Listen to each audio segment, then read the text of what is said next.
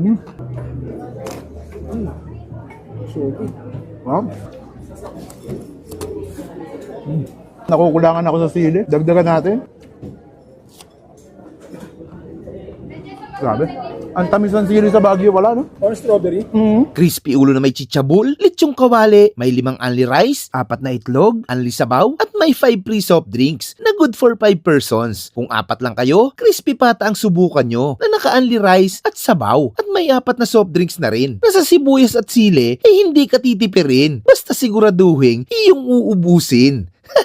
Sakto ngayong February ang Panagbenga Festival. Kaya kung nagbabalak kang pumunta sa Baguio o nandito ka na at kung naghahanap ka ng murang kainan na may malawak na parking na siguradong masarap at malinis, dumaan ka na dito sa Mr. Pares Baguio. 24 oras silang bukas. Kaya anytime ay pwede kang food trip dito. Meron din silang kare-kare overload at syempre hindi mawawala ang mga pandiin ng Pares na may mga naglalakihang bone marrow at napakadami nyo pang ibang pwedeng pagpilian dito mga lods. At ay mga kabangers, nandito ulit tayo ngayon sa Mr. Pares Baguio. Napabalik tayo dito, no? Yung mga pupunta pala sa Panagbenga Festival, dumaan na rin kayo dito sa Mr. Pares Baguio ngayon. Malamig-lamig pa rin ang panahon, no? Saktong-sakto yung mga pares nila dito. Meron pa rin sila ditong crispy ulo, good for 5 person. May 5 soft drinks, 5 itlog, tsaka naka-only rice ka na.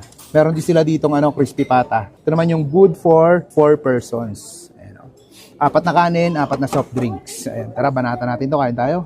Buhusan natin ang masarap na sabaw ng pares nila. Yun, no? Grabe.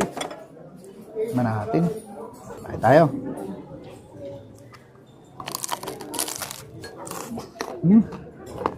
Grabe. Solid pa rin.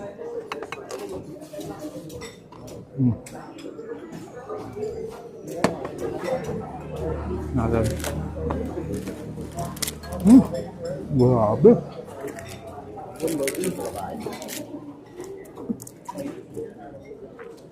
Ito pala yung masarap na sabaw-sawa nila.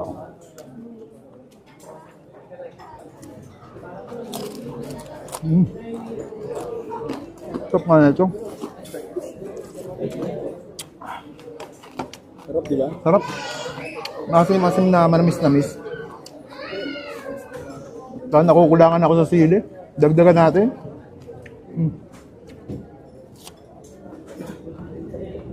Grabe. Ang tamis ng sili sa Baguio, wala, no? Or strawberry.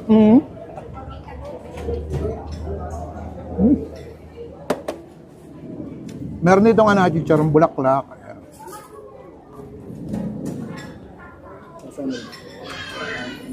Ay, gagi.